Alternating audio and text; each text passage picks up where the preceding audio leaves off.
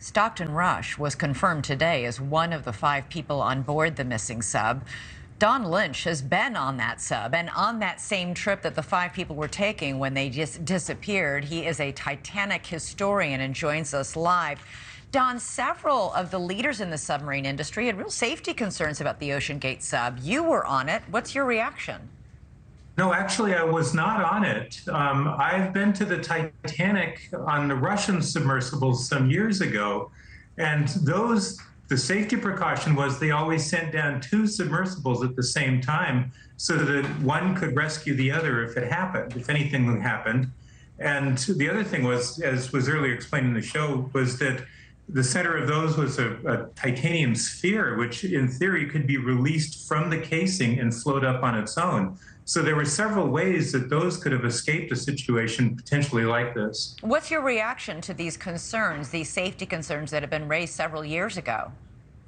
Well, I'm really surprised, I guess you could say, and I'm hoping that they aren't the cause of the prevention of the rescue. It bothers me, of course, to hear that there are such concerns. And I had never thought about the fact that such open water, vessels aren't really regulated. And I think something should change in that respect, and probably will after this. Safety protocols are one thing, and former passengers on the sub who went down had described the safety protocols as being quite strict. But these are concerns about how the craft was actually designed. The submersible was designed, yes. The materials that were used. Given what you know and what we just heard from the CEO, Stockton Rush, briefly describing it, how did it sound to you? Did it all ring true? Well, it did ring true. I guess, if the submersible itself is made to high quality standards, like you said, the companies that were involved, the university, everything, that shouldn't be the problem. When I listen to what's going on, the fact that communication was lost within 2 hours of it leaving the surface, I don't believe that the submersible ever made it to the Titanic. My theory is, based upon my own experience, you basically float to the bottom. You don't use power because you don't want to use it up. And when you get near the bottom, you power up in case you have to move around and you're not going to be dropped near the wreck because you're not going to land on it. They don't want that. And I have a feeling that there was a power failure when they went to power up as they neared the bottom of the ocean. But why they haven't then surfaced on their own, I don't know.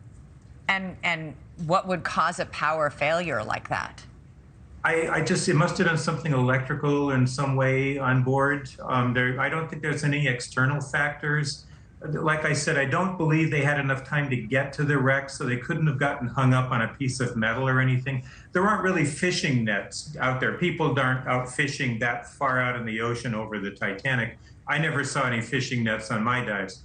And so I think something happened with the submersible itself. That's my gut impression. And that there wasn't any external factor, and I have a feeling it was electrical. But again, I can't explain. I'm just a layman, but I can't explain why it didn't return to the surface on its own the way it was designed to. I don't know how big the Russian subs were that you went down in to see the Titanic, but this one is really small. Like, you can't stand up in it, and you're sitting and sort of hunched over because the walls are curved around. Can you imagine spending 4 days in there? No, I can't. The Russian ones, the center was a 7-foot sphere, and 3 people weren't incredibly comfortable, and you couldn't have gotten 5 into the Russian ones. And so, no, the amount of time, and if you're out of power and if you're at the bottom, you're in complete darkness. There is no light source of any kind down there. And it just must be horrifying. It just has to be terrifying for these people. I want so much for them to be found and be safe, obviously, but what they're going through has just got to be horrific. What is the best case scenario here? We know that, hours are ticking by. We know that it's incredibly important to remain calm because panic, you use up more oxygen, and they have a very limited supply. It's supposed to run out, we think, Thursday morning. What do you think is the best case scenario here, the most realistic best case scenario? Well, I would hope that it will be found at the surface soon, that it will be out there floating around, that they just haven't located it yet.